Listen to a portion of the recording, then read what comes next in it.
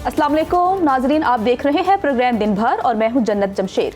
मैं हूं ज़ीशान बशीर। नाज़रीन, प्रोग्राम में सबसे पहले बात करेंगे मुल्क में जारी सियासी रस्साकशी के हवाले से। वफाकी काबीना ने तहरीक इंसाफ पर पाबंदी और बानी PTI आरिफ अलवी कासिम सूरी के खिलाफ आर्टिकल 6 के नफाज का मामला मौखर कर दिया है। गिरफ्तारी की सूरत में JHQ के सामने एहतजाज की कॉल से मुतालिक बानी PTI का बयान सामने आने के बाद हुकूमत की जानिब से PTI को सियासी धारे से निकालने की कोशिशें जोर पकड़ती नजर आ रही हैं। गुज़िश्ता रोज़ बानी PTI ने अडियाला जेल में सहाफ़ियों से बात करते हुए तस्लीम किया था कि अगर उन्हें गिरफ्तार किया गया तो उन्होंने JHQ के बाहर एहतजाज की कॉल दी थी। जबकि दूसरी जानिब पाकिस्तान तहरीक इंसाफ और उनकी टीम जो है वो काफ़ी कोशां है। इमरान खान का मतलब एक पुरअमन एहतजाज था। पाकिस्तान तहरीक इंसाफ के रहनुमा फवाद चौधरी का कहना है कि अगर पाकिस्तान तहरीक इंसाफ पर पाबंदी लगी तो नवाज और जरदारी तारीख की सबसे बड़ी गलती करेंगे, ये कहना था फवाद चौधरी का। उन्होंने मीडिया से बात करते हुए दावा किया था कि आज का जो काबीना इजलास होने जा रहा है उस पर यह फैसला हो जाएगा कि पाकिस्तान तहरीक इंसाफ पर पाबंदी लगानी है और हो सकता है लगा भी जाए। उनका मजीद क्या कहना था, आइए वो सुन लेते हैं। ह्यूमन राइट्स वायलेशन को दे रही है। इस वक्त पाकिस्तान में सियासी अदम इस्तेहकाम है, मुआशी अदम इस्तेहकाम है और अब हुकूमत ने फैसला किया है कि हमने अदालती अदम इस्तेहकाम भी पैदा करना है। इन तीनों इस वक्त जो फैक्टर्स हैं, अदालत के साथ लड़ाई, अवाम के साथ लड़ाई और मईशत का ठीक ना होना, ये पाकिस्तान के अंदर एक अनारकी की फिजा को जन्म दे रहे हैं। तो ठीक है, फवाद चौधरी साहब की गुफ्तगू आपने सुनी। जबकि वज़ीर-ए-आज़म शहबाज शरीफ का भी कहना था कि 9 मई करने वाला जो टोला है आज वो नए हथकंडे कर रहा है पाकिस्तान के खिलाफ और ऐसी वारदातें कर रहा है जो कि पाकिस्तान मुखालिफ हैं। उन्होंने मजीद क्या कहा, आइए वो जानते हैं। दहशतगर्दी का ये जो लहर है ये इंतहाई काबिल अफसोस है। ये एक मुनज़्ज़म साजिश है पाकिस्तान के ख़िलाफ़ कि जिस टोले ने 9 मई को इस मुल्क में गदर मचाया था और पाकिस्तान की जड़ें हिलाने में कोई कसर नहीं छोड़ी थी, आज वही नए हथकंडों से और वो नई वारदातें कर रहे हैं पाकिस्तान के ख़िलाफ़। और सीनियर वजीर मरियम औरंगजेब ने PTI को हदफ तनकीद रखा। उनका कहना है क्या रियासत पर हमला करना इनकलाब है। बानी PTI को सजा देने का वक्त आ गया है। 2014 से एक शख्स मुसलसल रियासती इदारों पर हमला आवर है। न्यूज़ कॉन्फ्रेंस में उन्होंने मजीद क्या कहा वो भी देखिए। जिनको बोला जाता है आजकल पाकिस्तान तहरीक इंसाफ का, उन्होंने ये एतराफ़ किया जिसका मुझे बिल्कुल कोई हैरानगी नहीं हुई कि 9 मई की कॉल मैंने दी थी। ये गुजारिश करती हूँ कि आज आपको मुजरिम को सज़ा देनी पड़ेगी, वरना अगर आप नहीं देंगे तो आपको कल को तमाम दहशतगर्द जमातों को, सियासी जमातों का सर्टिफिकेट देना पड़ेगा। सियासत को इस गंद से पाक करना पड़ेगा। तो मरियम औरंगजेब साहिबा की गुफ्तगू आपने सुनी। उन्होंने बानी पाकिस्तान तहरीक इंसाफ को काफ़ी तनकीद का निशाना बनाया। वफाकी वज़ीर इत्तलात और नशरियात अताउल्लाह तारड़ ने भी निजी TV से गुफ्तगू करते हुए कहा कि पाकिस्तान तहरीक इंसाफ पर पाबंदी का फैसला उसूली फैसला है। पाबंदी का आखिरी फैसला तब होगा जब तमाम मुशावरत हो जाएगी और लीगल होमवर्क कर लिया जाएगा। मजीद क्या कहा, आइए जानते हैं। ये बिल्कुल फैसला हो चुका था और फैसला किए बगैर इस तरह अनाउंस नहीं किया जा सकता। और आपने पीपल्स पार्टी का भी बयान देखा कि नय्यर बुखारी साहब ने कहा कि हम फेडरल गवर्नमेंट के फैसले के साथ हैं, काफी होमवर्क हो चुका था। तो वफाकी वज़ीर इत्तलात ने तो कह दिया है कि फैसला हो चुका है, उसूली फैसला है कि पाकिस्तान तहरीक इंसाफ पर पाबंदी लगाई जाएगी। इसी तमाम तर मामले पर बात करने के लिए हमारे साथ मौजूद हैं सीनियर तज्ज़ियाकार रारा कैसर साहब। सर, बहुत शुक्रिया वक्त देने के लिए। सर, कहिएगा कि आप इस मामले को किस तरह से देखते हैं। एक जानिब फवाद चौधरी साहब हैं जो कहते हैं कि अगर ऐसा हुआ तो ये नवाज और जरदारी की सबसे बड़ी जो है वो गलती होगी, और दूसरी जानिब हुकूमत ने फैसला कर लिया है कि तहरीक इंसाफ पर पाबंदी लगेगी। पाकिस्तान पीपल्स पार्टी को मना पाएगी नून लीग? देखिए, कोशिश तो बहुत दिनों से की जा रही थी कि पाकिस्तान पीपल्स पार्टी को ऑन बोर्ड लिया जाए, क्योंकि पाकिस्तान पीपल्स पार्टी की एक पॉलिटिकल हिस्ट्री है जो हमारे सामने है, जहाँ तक ह्यूमन राइट्स की बात होती है और डेमोक्रेटिक क्रेडेंशियल्स की और नॉर्म्स की बात होती है। तो पाकिस्तान पीपल्स पार्टी ने कभी ऐसा नहीं चाहा माजी में कि किसी भी सियासी जमात को सियासी धारे से बाहर निकाला जाए, बिकॉज पाकिस्तान पीपल्स पार्टी ने भी बहुत सफ़र किया माजी में। तो अभी जो सूरत हाल है, अब देखिए कि आज जिस तरह आपने कहा कि वफाकी काबीना ने इस मामले को मौखर किया, इनफैक्ट ये वफाकी काबीना के एजेंडे पे था ही नहीं। ये तो एक मीडिया हाइप है। पिछले दिनों से जो हमारे मुख्तलिफ वज़रा जो है अपनी प्रेस कॉन्फ्रेंसेस में ये बात करते आ रहे हैं कि PTI को बैन किया जाएगा और वफाकी काबीना जो है वो इस बारे में फैसला करेगी। आज चूँकि एक मीटिंग हुई है, लेकिन ये मामला एजेंडे पे था ही नहीं। اب دیکھیے اس کا اصول تو یہ ہے کہ وفاقی کابینہ جو ہے وہ یہ فیصلہ کرتی ہے ایک ایگزیکٹو کے طور پہ، اور یہ پھر معاملہ سپریم کورٹ میں چلا جاتا ہے. جہاں تک آپ نے یہ بات کی ہے کہ آج مختلف وزراء نے یہ بات کی ہے، تو یہ تو ایک میڈیا کیمپین دکھائی دے رہی ہے، مور آف این ایکشن. دیکھیے اگر حکومت سمجھتی ہے کہ یہ ایک انتشاری ٹولہ ہے، یہ ٹیررسٹ ہیں، انہوں نے پاکستان کے ساتھ غداری کی ہے، تو پھر اتنا ڈیلے کیوں ہے؟ فیصلہ کر لینا چاہیے instead of coming on media every day and making a press conference. اور وہ ایک ہجان کی صورتحال پاکستان میں ہمیں دکھائی دیتی ہے کہ ہر خاص و عام یہ سوچتا ہے. 9 مئی کو بنیاد بنا کر حکومت یہ اصولی فیصلہ کرنے جا رہی ہے کہ پاکستان تحریک انصاف پر پابندی لگائی جائے، لیکن ابھی تک پاکستان تحریک انصاف کے کسی ورکر کو اس بنیاد پر سزا نہیں ملی، تو کیا پارٹی پر پابندی لگ جائے گی؟ اتنا آسان ہوگا؟ دیکھیے جہاں تک آپ پارٹی ورکرز کی بات کرتے ہیں تو 9 مئی کے بعد دیکھیے بہت سارے پی ٹی آئی کے ورکرز جو ہیں وہ پابند سلاسل ہیں، اور وہ جو قانون ہے ملٹری کورٹس کے حوالے سے وہ ابھی تک اس کی پیٹیشن جو ہے وہ پینڈنگ ہے ود دا سپریم کورٹ.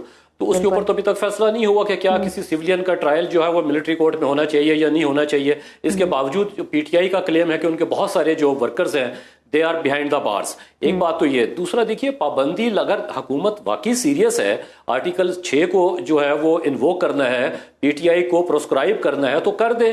تو یہ روزانہ میڈیا پہ 3-4 منسٹرز آ کے جب یہ بات کرتے ہیں تو اس سے پاکستان میں کوئی بہتری کے امکانات پیدا نہیں ہو رہے، آپ مزید کیوس پیدا کر رہے ہیں. اگر آپ نے کوئی فیصلہ کرنا ہے کر لیں. اگر آپ نے اس کے پروز اینڈ کونس کا انالیسس کیا ہے کہ اس کے ریپرکشنز کیا ہوں گے، تو اگر آپ سمجھتے ہیں کہ نقصانات ہوں گے تو خاموش ہو جائیے. ورنہ یہ دیکھیے 1 سال سے زیادہ یہ معاملہ ہو گیا. پہلے کیئر ٹیکر گورنمنٹ جو ہے اس معاملے کو لے کے چلتی رہی. یہی سوال ایک صحافی نے سینئر وزیر پنجاب مریم اورنگزیب صاحبہ سے بھی پوچھا کہ کسی کو سزا تو نہیں ملی، تو ان کا یہ جواب تھا کہ کس کا قصور ہے؟ پروسیکیوشن کا قصور نہیں ہے، عدلیہ کا قصور ہے جو کہ پاکستان تحریک انصاف کو فیور کر رہی ہے. دیکھیے میں ڈس ایگری کرتا ہوں مریم اورنگزیب صاحبہ کی اس بات سے. اس لیے آج جو انہوں نے بات کی، ابھی ان کا جو کلپ ان کا جو وائس نوٹ آپ نے سنایا اس میں انہوں نے کہا کہ دینی ہوگی. تو مائی کوسچن از کہ کس نے دینی ہے؟ آپ نے یا میں نے تو نہیں دینی سزا. یہ تو پہلے فیصلہ تو حکومت نے کرنا ہے. حکومت جو فیصلہ کرے گی وہ معاملہ عدالت میں چلا جائے گا، پھر عدالت دیکھے گی کیا وہ قانون کے مطابق ہے یا نہیں. وہ تو بات کی بات ہے. پہلے آپ فیصلہ تو کر لیجئے کہ سزا دینی ہے یا نہیں دینی. اگر دینی ہے تو دیجئے. جب یہ سوال کیا جاتا ہے کہ ہونا چاہیے، ہوگا، کریں گے، تو آئی تھنک یہ ساری باتیں آل ان دا ایئر، یہ کائٹ فلائنگ ہے. آپ یا تو اپنی سیریسنس شو کریں کہ جناب ہم نے یہ کرنا ہے، پاکستان تحریک انصاف کو بین کرنا ہے، ہم نے ان لوگوں کو سزائیں دینی ہیں، تو آپ کر کے دکھائیے. باقی معاملہ لگ تو یوں رہا ہے اپیرنٹلی کہ ایک نیریٹو بلڈنگ کی کوشش کی جا رہی ہے، ایک کے بعد ایک پریس کانفرنس کرنا، اس کے بعد پاکستان پیپلز پارٹی کی جہاں تک آپ نے بات کی نیم رضامندی تو ان کی بھی ہے. اب باقاعدہ طور پر کیا ڈیسیجن آتا ہے وہ تو دیکھنا ہوگا. لیکن اس نیریٹو بلڈنگ میں آپ نہیں سمجھتے کہ ریاستی اداروں کو ایک بار پھر سے آمنے سامنے لا کھڑا کیا گیا ہے؟ یہ بالکل آپ ٹھیک کہہ رہے ہیں. دیکھیں narrative building, I don't think it's a narrative building. Narrative تو آپ نے 9 مئی سے شروع کیا ہوا، 1 سال سے زیادہ ہو گیا کہ نیریٹو تو بلڈ ہو چکا. Basically now they are bearing this narrative. اس نیریٹو پہ اب لوگ جو ہیں وہ تنگ آ چکے ہیں، اکتا چکے ہیں.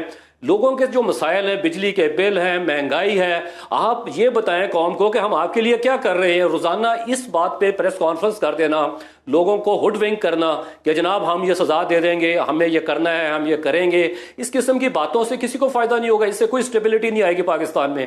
اس سے آپ دیکھیے آپ کی اکانومی کو بھی نقصان ہوگا. آج دیکھیے آپ کا انڈسٹریلسٹ جو ہے اپ ان آرمز ہے. اب بہت سارے لوگ ایسے ہیں جو سمجھتے ہیں کہ پاکستان میں حالات جو ہے دیگر گوں ہوتے چلے جا رہے ہیں. ہر آنے والے دن میں بجلی کی قیمت دیکھ لیجئے، دیگر مسائل ہیں لوگوں کے. تو یہ آپ نے جو کرنا ہے وہ کیجئے. Let the people know every day on this basis. جس طرح آپ 4 پریس کانفرنس کرتے ہیں، آپ یہ کر کے بتائیں کہ آج ہم نے یہ کر دیا، حکومت نے عوام کی ویلفیئر کے لیے آج ہم نے یہ کر دیا اور یہ ہونے لگا ہے، اس کی اناؤنسمنٹ ہونے لگی ہے. وہ تو آپ کے پاس ہے کچھ نہیں. You don't have to sell anything to the people. ایک جو سٹیٹمنٹ آ رہی ہے بانی پاکستان تحریک انصاف کے حوالے سے کہ انہوں نے جیل میں صحافیوں سے بات کرتے ہوئے کہا کہ بالکل میں نے ایسا کہا تھا کہ میری گرفتاری کے بعد جی ایچ یو کے باہر جو ہے وہ احتجاج کیا جائے، دھرنا دیا جائے، جس کو بنیاد بنا کر اب انہیں جو ہے وہ ان پر کیسز چلائے جائیں گے، 9 مئی کے مقدمات بنائے جائیں گے. اس پر آپ کیا کامنٹ کریں گے؟ کیونکہ بہت سے حلقے کہہ رہے ہیں کہ انہوں نے ایسی گفتگو نہیں کی. آپ اس پر کیا کامنٹ کریں گے؟ دیکھیے جب بانی تحریک انصاف سے یہ بات ہوئی جرنلسٹ کی بھی وہاں پہ، تو انہوں نے کہا تھا کہ میں نے یہ جو اخبارات میں بھی چھپا اور ٹی وی چینلز پہ آیا کہ انہوں نے یہ ایک کال دی تھی. اچھا اب کیا کال یہ دی تھی کہ ایک پرتشدد احتجاج ہوگا یا ایک پرامن احتجاج ہوگا؟ یہ دونوں چیزیں اس کال کے کانٹیکسٹ میں مسنگ تھی. اس کے بعد آپ دیکھیے کہ پی ٹی آئی کے جو رہنما ہیں انہوں نے بعد میں اس کو کلیریفائی کرنے کی کوشش کی کہ ہی ڈڈ ناٹ مین کہ یہ ایک پرتشدد وائلنٹ احتجاج ہوگا. آج سلمان اکرم راجہ صاحب نے بھی یہ بات کی ہے کہ انہوں نے ایسی کوئی بات نہیں کی. تو میرا خیال ہے کہ کلیریفیکیشن کے بعد کلیریفیکیشن آ رہی ہے. تو اب تو یہ پی ٹی آئی کے جو بانی چیئرمین ہیں وہی یہ بتا سکتے ہیں what did he actually say. کیا وہ میڈیا پہ آتے ہیں اگر آگے بتا سکتے ہیں تو میرا خیال ہے کہ بعد میں تو کلیریفیکیشنز بھی آتی ہے سم ٹائمز باتیں جو آؤٹ آف کانٹیکسٹ بھی جو وہ ہمارے سامنے آتی ہیں تو اس کا ایک پورشن لے لیا جاتا ہے تو دوسرا پورشن رہ جاتا ہے. تو وہ میرا خیال ہے کہ ایک ایسا اگر پی ٹی آئی کے لوگ کہہ رہے ہیں کہ انہوں نے یہ نہیں کہا تھا تو ان کو ایک کسی فورم پہ آ کے یہ بات کرنی چاہیے, ثبوت دینے چاہیے کہ جناب ہمارا مقصد پرتشدد احتجاج نہیں تھا اور بیچ میں کوئی ایسے عناصر آ گئے جنہوں نے تو پرتشدد بنا دیا اس کو. تو یہ باتیں تو ہونی چاہیے کسی فورم پہ. ونس فار آل ہمیں ان چیزوں سے باہر آنا پڑے گا ورنہ پاکستان کو اگر ہم آگے لے کے جانا چاہتے ہیں, آئے دن دیکھیں ہمارے مسائل بڑھتے چلے جا رہے ہیں. ہمارے بارڈر سچویشن دیکھیے کیا کس قسم کی ہے ہمارے یہاں, اور دیگر مسائل ہیں. جس طرح اس دن D G I S P R صاحب نے بھی ایک اپنی پریس کانفرنس میں ذکر کیا, 4-5 اشارے دیے انہوں نے کہ یہ وہ مسائل ہیں جن کی وجہ سے پاکستان میں ایکسٹریمزم اور ٹیررزم کو فائنانس کیا جاتا ہے. اس طرف تو حکومت کو توجہ کرنی چاہیے. عدالتی نظام جو ہمارا ہمارا کرمنل جسٹس سسٹم ہے اس کو ریفارم کرنے کے لیے آپ کو توجہ کرنی پڑے گی. آپ کو نئے قوانین بنانے پڑیں گے جس سے یہ پاکستان میں جو ٹیررزم اور ایکسٹریمزم کے معاملات ہیں ان کو آپ ختم کر کے ایک پیس فل کنٹری کے طور پہ آگے لے کے آئیں. دیکھیے پیس از دا کی ٹو پراسپیرٹی اینڈ پروگریس. اگر آپ کے ملک میں پیس امن نہیں ہے تو آپ آگے نہیں بڑھ سکتے, آپ کی اکانومی ٹھیک نہیں ہو سکتی, آپ کے یہاں پولیٹیکل اسٹیبلٹی نہیں آئے گی. تو ایک اور بات دیکھیے, if past is a guide the Pakistan People's Party and PMLN must learn the lessons. کہ اگر آج کسی پولیٹیکل پارٹی کو وداؤٹ اینی, میں یہ نہیں کہہ رہا کہ ثبوت نہیں ہے, ہوں گے, اگر ہیں تو سامنے لائیے. اگر آپ کسی پولیٹیکل پارٹی کا وچ ہنٹ کریں گے, کسی کو آرم ٹویسٹ کریں گے, تو پھر کل کو کوئی اور پولیٹیکل پارٹی کے اقتدار میں ہو سکتی ہے. وہ ثبوتوں کی بنیاد پر فیصلے کرتی ہے, اور اگر ابھی تک 9 مئی کے مقدمات میں کسی کو سزا نہیں ہوئی تو اس میں پروسیکیوشن کی جو کمزوری ہے وہ نظر آتی ہے. رانا قیصر صاحب بہت شکریہ وقت دینے کے لیے. تو ناظرین آگے بڑھتے ہیں اور اب بات کرتے ہیں کہ سوشل میڈیا پر ریاستی اداروں اور حکومتی شخصیات کے خلاف پروپیگنڈا اور نفرت پھیلانے والے عناصر سے آہنی ہاتھوں سے نمٹنے کے لیے حکومت نے تیاری کر لی ہے. اسلام آباد میں پیکا ایکٹ کے تحت ٹرائل کورٹس کے قیام کی منظوری دے دی گئی ہے. فیصلے کے تحت ایڈیشنل ڈسٹرکٹ اینڈ سیشن ججز, سول ججز ایسٹ اینڈ ویسٹ کو ٹرائل کا اختیار دے دیا گیا ہے. اسی بارے میں بات کرنے کے لیے ہمارے ساتھ موجود ہیں ماہر قانون ایڈوکیٹ عابد زبیری صاحب. بہت شکریہ زبیری صاحب آپ کے وقت کا.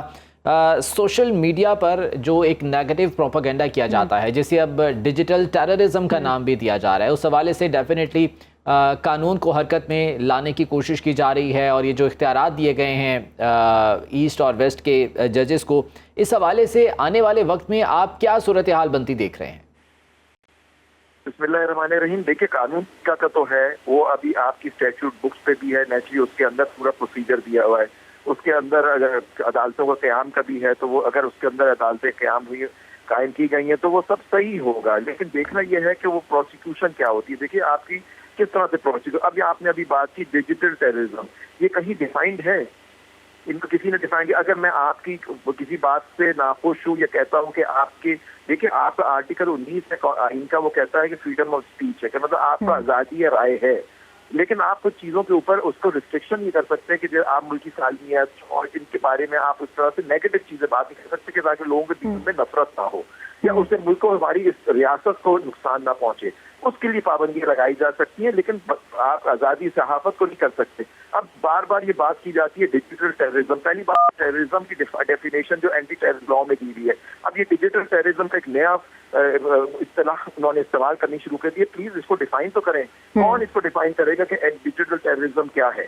جب تک یہ ڈیفائن نہیں ہوتی اس کے بعد کورٹ کیسے فیصلہ کریں گی؟ زبیری صاحب کہا جاتا ہے کہ آزادی اظہار رائے کی آڑ میں مختلف جو ریاستی ادارے ہیں ان کے خلاف پروپیگنڈا کیا جاتا ہے جو کہ قومی سلامتی کے لیے خطرہ بن سکتے ہیں.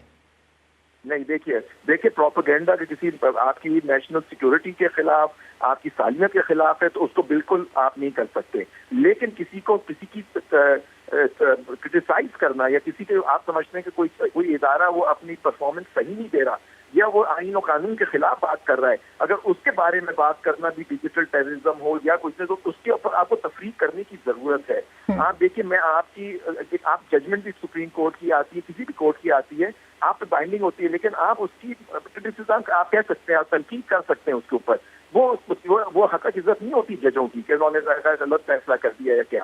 لیکن یہاں بھی یہی ہے کہ اگر آپ کے کسی کی تنقید کریں، تنقید کرنے کی اجازت ہونی چاہیے، کیونکہ جمہوریت کے اندر تنقید بہت ضروری ہوتی ہے۔ لیکن تنقید کی راہ، اگر تنقید کو ہی روکنا ہے کہ جی آپ اس کو کہیں کہ جی یہ ہمارے اوپر حملہ ہو گیا، یہ ٹیررزم ہو گئی، یہ ہو گیا، تو یہ آزادی رائے کے خلاف ہوگا اور یہ کورٹ اس کو اپہولڈ نہیں کریں گی۔ زبیر صاحب، یہ جو پیکا ایکٹ کے تحت اب ٹرائل کورٹس کے قیام کی منظوری دی گئی ہے، یہ کس طرح سے فنکشن کریں گی کورٹس؟ وہی تو دیکھنے کی بات ہے کہ پہلی بات ہے کہ نیچرلی اس کے اندر پروسیس، دیکھیے آپ نے ابھی 9 مئی کی بات کی کہ آج تک لوگوں کو سزا نہیں ملی، آپ کی ایک خاتون تھی جو بات کر رہی تھی، وہ اس لیے نہیں کہ پروسیکیوشن کیونکہ ایویڈنس ہونی چاہیے۔ دیکھیں عدالتیں شہادت مانگتی ہیں، وہ کہتی ہیں آپ شہادت لا کے دیکھیں، میں آپ کو کہتا ہوں کہ آپ نے یہ کیا، اس سے ثابت نہیں ہوتا، آپ کو شہادت لا کے پروو کرنا ہوتا ہے۔ ہمارے سسٹم کے اندر آپ کو جو پروسیکیوشن ہوتی ہے اس کو ثابت کرنا ہوتا ہے کہ اس آدمی نے جرم کیا ہے بیانڈ آل ریزنیبل ڈاؤٹ۔ اگر وہ اسے ناکام رہتے ہیں، اس میں عدالتوں میں تو کوئی قصور نہیں ہوا نا، یہ تو آپ کی پروسیکیوشن سروس کا قصور ہے جو آج تک ان کو پروسیکیوٹ نہیں کر سکے۔ یہاں بھی پیکا کا کیا یہ مشکلات آئی ہیں، کوڈ بنانے سے کچھ نہیں ہوتا، پہلے آپ کو ڈیفائن کرنا ہوگا کہ تنقید اور ٹیررزم میں کیا فرق ہے۔ ٹھیک، اب ہم موجود ہیں جنہیں سب سے پہلے کلیئر کرنا ضروری ہے۔ بہت شکریہ ایڈوکیٹ عابد زبیری صاحب ساتھ موجود تھے اور اس بارے میں سارے خیال کر رہے تھے۔ پروگرام میں آگے بڑھتے ہیں اور کراچی سے آپ کو خبر دیتے ہیں کہ کراچی کے علاقے موچ کو ناردرن بائی پاس کے قریب کاؤنٹر ٹیررزم ڈپارٹمنٹ کا دہشت گردوں سے مقابلہ ہوا ہے اور مقابلے میں کراچی پولیس آفس پر حملے کا ماسٹر مائنڈ پلعدم تحریک طالبان کا دہشت گرد عمر فاروق ہلاک ہو گیا ہے۔ D I G C T D کے مطابق خفیہ اطلاع پر چھاپا مارا گیا تو وہاں موجود دہشت گردوں نے سی ٹی ڈی پر فائرنگ کر دی۔ دہشت گرد کی فائرنگ کے دوران سب انسپیکٹر عرفان کی بلٹ پروف جیکٹ میں گولی لگی مگر وہ محفوظ رہے۔ سی ٹی ڈی کی جوابی فائرنگ سے ایک دہشت گرد شدید زخمی ہو گیا جبکہ اسپتال پہنچنے سے پہلے ہی ہلاک ہو گیا۔ ہلاک دہشت گرد کے قبضے سے پستول اور موٹر سائیکل بھی برآمد ہوئی ہے۔ ملک کے سب سے بڑے شہر کراچی میں اسٹریٹ کرائمز کی وارداتوں میں مئی کے مقابلے جون کے دوران ڈکیتی اور وارداتوں میں کئی گنا اضافہ ریکارڈ کیا گیا ہے۔ اسی بارے میں مزید بات کرنے کے لیے ہمارے ساتھ بیورو چیف سندھ شعیب برنی موجود ہیں، ان سے زیادہ ڈیٹیلز جانتے ہیں۔ شعیب بتائیے گا، یہ جو اعداد و شمار ہیں ڈیفینیٹلی یہ بھی ہوش شبہ ہیں جو کہ سامنے آ رہے ہیں، اور اسپیشلی یہ جو واقعہ پیش آیا ہے سی ٹی ڈی کا دہشت گردوں سے مقابلہ ہوا ہے، اس حوالے سے اب تک کیا حقائق سامنے آ سکے ہیں؟ جی دیکھیں، یہ رات گئے کراچی کے علاقے موچکو میں جو ناردرن بائی پاس کی طرف سے سڑک آتی ہے وہاں پہ یہ انکاؤنٹر ہوا تھا جو کہ سی ٹی ڈی کا دہشت گردوں کے خلاف کارروائی تھی۔ ان کے پاس ایک خفیہ اطلاع سے ایک ٹپ آئی تھی کہ دہشت گرد یہاں موجود ہیں، جس پہ وہاں پہ مقابلہ ہوا۔ اس مقابلے کے دوران بتایا جاتا ہے کہ کالعدم تنظیم سے وابستہ جو اہم دہشت گرد کارندہ تھا وہ مارا گیا ہے۔ اسی مقابلے کے دوران ایک سی ٹی ڈی کے جو اہلکار ہے اس کو بھی گولی لگی، لیکن گولی کیونکہ بلٹ پروف جیکٹ پہنا ہوا تھا تو وہ محفوظ رہا۔ سی ٹی ڈی کی جانب سے جو پریس ریلیز جاری کری گئی اور جو پھر ان کے D I G C T D Asif Ijaz Sheikh نے اسپاٹ پہ پہنچ کے میڈیا سے گفتگو کی تو ان کا یہ کہنا تھا یہ جو دہشت گرد مارا گیا ہے یہ عباس ٹاؤن کی جو عمارت کو دہشت گردوں نے کئی سال قبل اڑایا تھا اس دہشت گردی کے منصوبے میں شامل تھا، اور جو کراچی پولیس آفس کے پی او جو کہلاتا ہے اس میں جو دہشت گرد داخل ہوئے تھے اس کے کیس میں بھی وانٹڈ ملزمان کی لسٹ میں شامل تھا۔ دہشت گرد کے اوپر انسداد دہشت گردی ایکٹ جو 780 ہوتا ہے اس کے تحت اور جو دیگر ایکسپلوسیو ایکٹ ہے اس کے تحت بھی 10 مقدمات درج ہیں جن کی تفصیلات بھی میڈیا سے شیئر کی گئی ہیں۔ تو سی ٹی ڈی کی جانب سے اس واقعے کو بڑا کارنامہ قرار دیا جا رہا ہے اور آج ہماری یہ تو اچھی بات ہے کہ ہمارے جو سیکورٹی فورسز ہے وہ کافی ایکٹیو ہیں، لیکن اگر ہم شہر قائد کی بات کریں تو یہاں پر ڈکیتی اور قتل کی وارداتوں میں کئی گنا اضافہ ہوا ہے۔ اس پر یہ سب کیا کر رہے ہیں؟ کیونکہ میٹنگز ہوتی ہیں، بڑے بڑے وعدے دعوے کیے جاتے ہیں، بڑے بڑے جو ہے اس پر بات کی جاتی ہے لیکن عمل درآمد ہوتا وہ نظر نہیں آتا، کرائم ویسے کا ویسا ہی ہے۔ جی بالکل، یہ کرائم کی سچویشن جو ہے کراچی میں الارمنگ ہے۔ اسی سلسلے میں آج کراچی پولیس چیف جو کہ جاوید آلا موڈو 3 روز قبل نئے تعینات ہوئے ہیں، انہوں نے کراچی میں الیکٹرانک میڈیا کے بیورو چیف سے ملاقات کی ہے۔ میں بھی اس ملاقات میں موجود تھا جو آج انہوں نے کی ہے. ہم تمام بیورو چیفز نے ان کو بتایا کہ جو کرائم کی سچویشن ہے جس پہ انہوں نے کہا کہ ہم اس پہ کچھ بہتری کے لیے اقدامات کر رہے ہیں، تاہم انہوں نے میڈیا سے تعاون کی درخواست کی کہ ہماری پولیس جو ہے بہت زیادہ ایسے کاموں میں انوالو ہے جو کہ لا سے ریلیٹڈ نہیں ہوتے، کرائم کو کنٹرول کرنے کے کام نہیں ہوتے. مثلاً احتجاجی مظاہرے ہیں، کہیں پہ نماز جنازہ کا سیکورٹی پروٹوکول ہے، کہیں پہ کوئی ٹریفک کے مسائل ہیں. تو اس وجہ سے وہ کہتے ہیں کہ نفری کی قلت ہے. جو پولیس کی سینکشن نفری ہے وہ کہتے ہیں ابھی ہمارے پاس موجود نہیں ہے، جس کی وجہ سے کراچی میں کرائم کو کنٹرول کرنا مشکل ہے. وہ خود مانتے ہیں، ایڈمٹ کرتے ہیں کہ سیکیورٹی سرویلنس کیمراز نہ ہونے کی وجہ سے، سیف سٹی پروجیکٹ کراچی جیسے 3 کروڑ آبادی والے شہر میں نہ ہونے کی وجہ سے پولیسنگ کرنا مشکل ہے اور ابھی تک کنٹرول نہیں ہے. اسٹریٹ کرائم کو قابو نہیں کر سکے. اس کے علاوہ جو شہر میں انلیگل ایکٹیویٹیز ہیں انہیں کراچی پولیس کنٹرول کرنے میں ناکام دکھائی دیتی ہے. اس کے ساتھ ساتھ جو لا اینڈ آرڈر ہے، جس طرح کے ٹارگٹ کلنگ ہوتی ہے یا فائرنگ کے انسیڈنٹ ہوتے ہیں تو اس میں بھی انویسٹیگیشن بہت سست روی سے ہوتی ہے. پولیس ڈپارٹمنٹ کو بھی اس حوالے سے مشکلات کا سامنا تو ہے. ہم پہلے بھی اس حوالے سے بات کر چکے ہیں کہ کیپیسٹی بلڈنگ کی بھی ضرورت ہے. اس کے ساتھ ساتھ جو نفری کی کمی ہے اس کو بھی پورا کیا جانا بہت ضروری ہے. صوبائی حکومت اس سلسلے میں کوئی اقدام نہیں اٹھا رہی؟ دیکھیں، صوبائی حکومت کی جانب سے اقدامات کیے جا رہے ہیں کہ وہ محکمہ تفتیش کو بہتر کرنے کے لیے لا کی ڈگری رکھنے والے لوگوں کی انڈکشن کر رہے ہیں، لیکن اس میں ابھی کچھ وقت لگے گا کیونکہ یہ جو بیچز کو ایڈمیشن ہوں گے، پھر یہ پاس آؤٹ ہوں گے، پھر یہ جا کے سرو کر سکتے ہیں. اب اس دوران جو ہے کراچی میں کیونکہ الارمنگ سچویشن ہے اور روزانہ کی سچویشن ایسی ہے کہ جب سے سوشل میڈیا زیادہ انفلوئنس ہو گیا ہے تو اس کی وجہ سے سی سی ٹی وی وائرل ہوتی ہیں.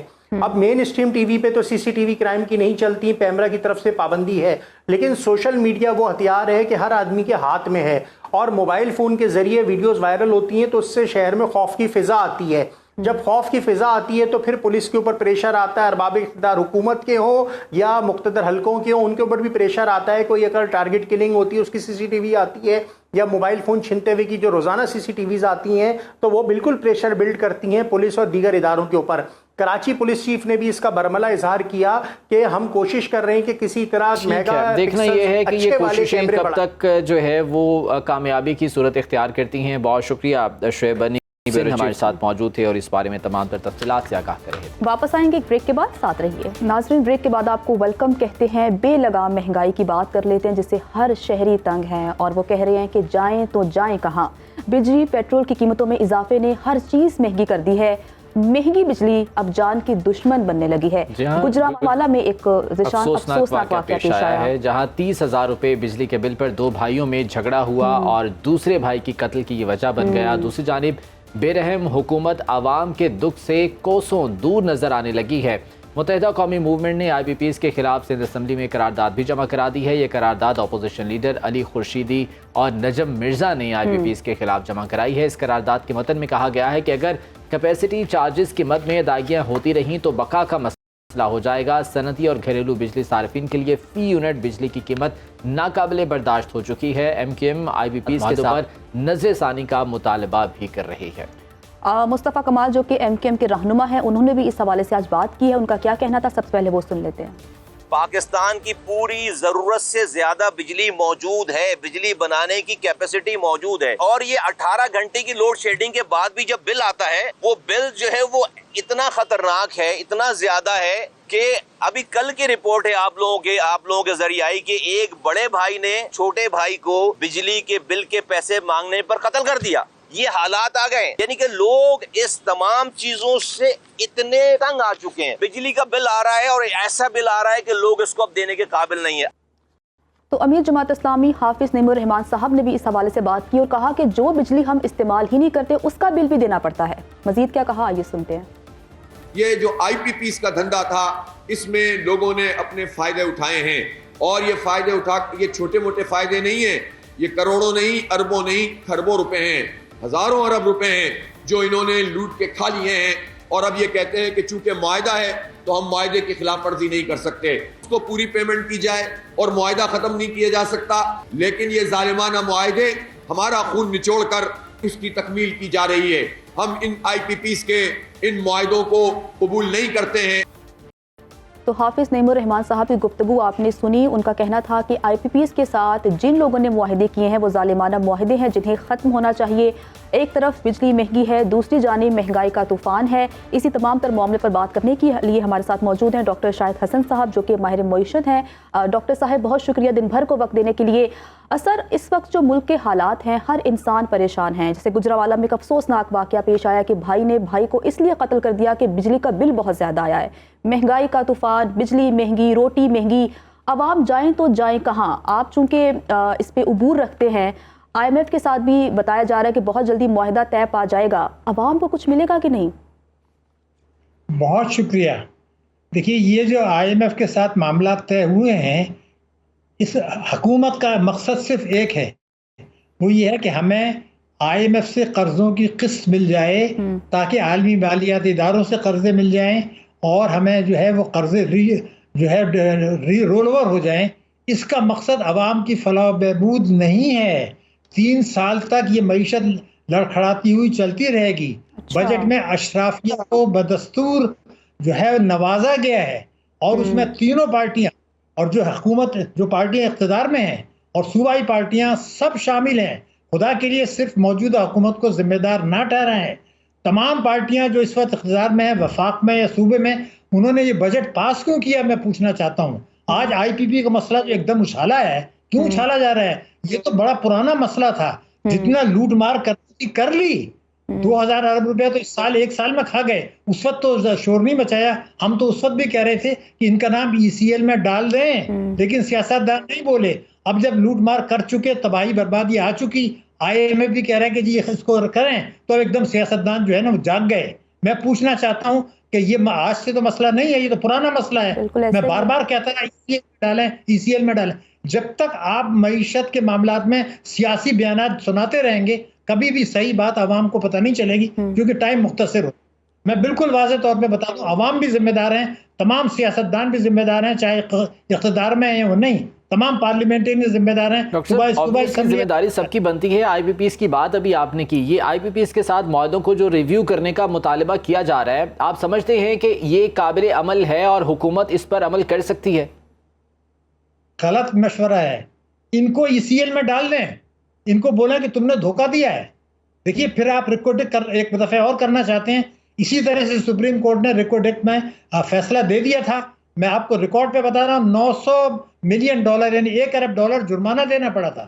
معاہدے ہوتے ہیں. انہوں نے غلط کاریاں کی ہیں, ان کو پکڑے ہیں, ان کو کہیں کہ تم نے یہ ملی بھگت کی تھی, ان کا ECL میں نام ڈالیں. یہ خود سرنڈر کریں گے. میں آپ کو آج بتا رہا ہوں, میں کئی سال سے کہہ رہا ہوں, اس طرح سے کہنا ہے کہ یہ سوورن معاہدے ہیں, کوئی تماشا نہیں ہے. ان کو کہیں کہ تم بھی گٹھجوڑ میں شامل ہو, حکومتیں بھی شامل ہیں, سابقہ حکومتیں بھی شامل ہیں, تمہارا نام ہم نے ECL میں ڈالا, باہر جا کے دکھاؤ تم. ان کے کلب کی ممبرشپ کینسل کرائیں. حکومتی ریٹ اتنی کمزور کیوں ہے؟ کیا جیسا کہ آپ کہہ رہے ہیں کہ ان کا نام ECL میں ڈالو, ان سے پوچھو کہ انہوں نے ایسا کیوں کیا. جو حکومت اشرافیہ پر ٹیکس نہیں لگا پا رہی وہ یہ کر لے گی؟ اتنا آسان ہوگا ان کے لیے؟ نہیں, میں آپ سے وہی بتا رہا ہوں, آپ کریں گے. اس کی وجہ یہ تھی کہ جو طاقتور طبقے حکومت کو کرنے نہیں دے رہے تھے, اب ان کو پتا ہے کہ جتنا کھانا تھا وہ کھا چکے تھے.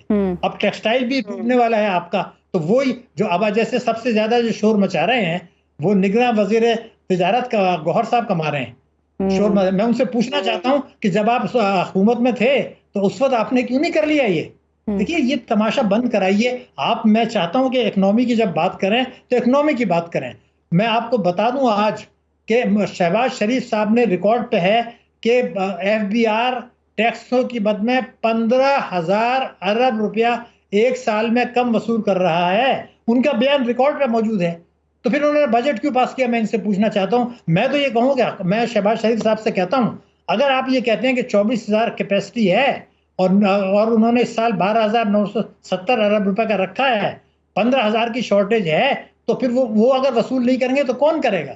یہ سیاسی بیانات چھوڑیں, پکڑ لیں ان سب کو کہ جی آپ یہ وصول کر کے دکھائیں, آپ کی ذمہ داری ہے. ایسے وقت میں کہ جب ہر چیز مہنگی ہے, عوام پر ٹیکسوں کا بوجھ ہے, مہنگائی کا بوجھ ہے, اوپر سے آئی ایم ایف کا پروگرام, اس کے لیے بھرپور کوششیں کی جا رہی ہیں, ان نیئر فیوچر آپ کو عوام کے لیے کوئی ریلیف نظر آتا ہے گراؤنڈ ریئلٹیز کو دیکھتے ہوئے؟ देखिए मैं आपको रिकॉर्ड पर आज बता देता हूँ, क्योंकि आप आधा प्रोग्राम तो सियासतदानों की तकरीर में बता दिया आपने। 12% का हदफ रखा है, आप मेरी बात नोट कर लीजिए, इस साल का 17% होगा। 12% का हदफ है, 17% होगा। सुप्रीम कोर्ट, आपकी स्टेट बैंक कहता है सितंबर तक 7% होगा, मैं कहता हूँ 16% होगा। ये बातें संगीन है, क्यों बात कर रहे हैं, कौन से रिलीफ की बात कर रहे हैं? तनख्वाहदार तबके को आपने देख लिया कि वो 375 अरब रुपए टैक्स दिया। मैं आज आपके प्रोग्राम में दोबारा बता दूं कि जो बेवाएं हैं, जो शोधा हैं, जो माजूर हैं बहबूद में, आपने मुनाफा दिया 16%, ये अभी पिछले महीने। और जो ट्रेजरी बिल्स हैं जिसमें बैंक और मालदार लोग लगाते हैं, उसमें आप मुनाफा देते हैं 19.5%। ये जो तनख्वाहदार तबके हैं, ये क्यों नहीं खामोश हैं? ये जो व्हाट्सएप पे सुबह शाम सियासतदानों की तकरीरें बताते हैं, वो ये क्यों नहीं कहते बेवाओं, यतीमों, शोधा को तो आप दे रहे हैं 16% बहबूद पर, और आप ट्रेजरी बिल पर 19%, 19.5%, 20% मुनाफा दे रहे हैं? ये क्यों नहीं बोलते? ये 9 करोड़ लोग जिनसे कि मोबाइल पर टैक्स दिया जाता है, आईन के खिलाफ है, कानून के खिलाफ है, क्योंकि 6 लाख से कम पर आमदनी पर आप टैक्स नहीं ले सकते। ये 9 करोड़ वो लोग हैं बेचारे, प्लम्बर, इलेक्ट्रीशियन, मजदूर, जो दूसरे शहरों में आए हुए हैं, घरेलू खवातीन, मासिया, उन सबको आपने कहा जी तुम नॉन फाइलर हो, शर्म आनी चाहिए। वो बेचारे मासी कहाँ से नॉन फाइलर हो गई? वो चौकीदार, गार्ड, ड्राइवर कहाँ से ये नॉन जुल्म फाइलर हो? है डॉक्टर साहब, मुश्किल फैसलों के नाम पर अवाम पर जो मजीद बोझ लादा जा रहा है, आने वाले चंद साल पाकिस्तान की इकॉनमी को, पाकिस्तान की अवाम को आप कहाँ स्टैंड करता देख रहे हैं?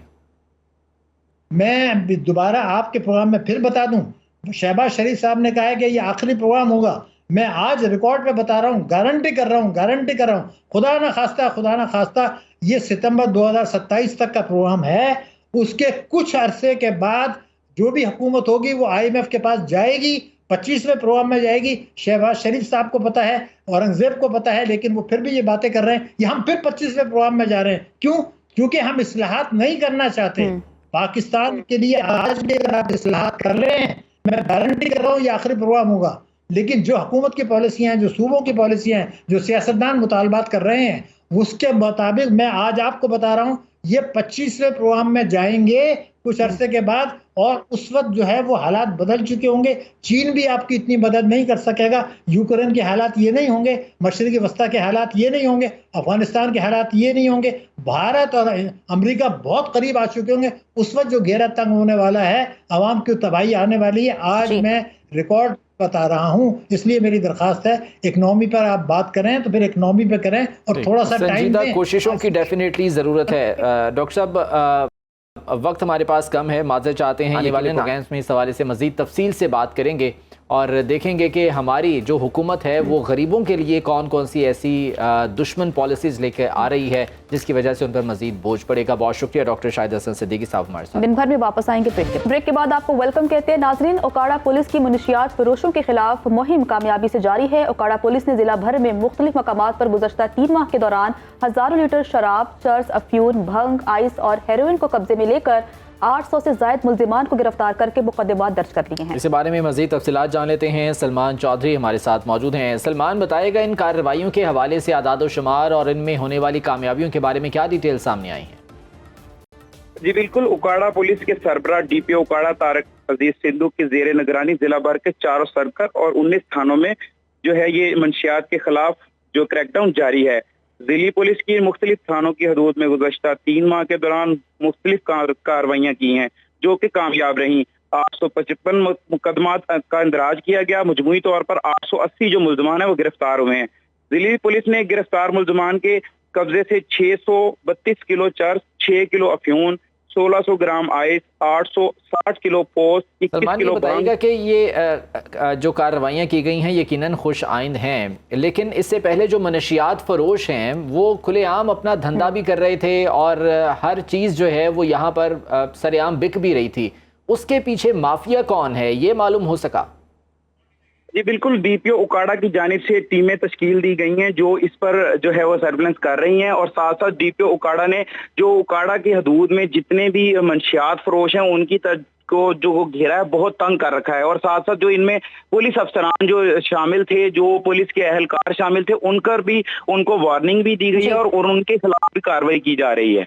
ठीक है, DPO तारिक अजीज संधू जो है इस मुहिम की निगरानी कर रहे हैं और अब तक 800 से ज़ायद मुल्जिमान गिरफ्तार हो चुके हैं। सलमान चौधरी, आपका बहुत शुक्रिया। आज के प्रोग्राम से इतना ही। कल फिर मुलाकात होगी। खुदा हाफिज।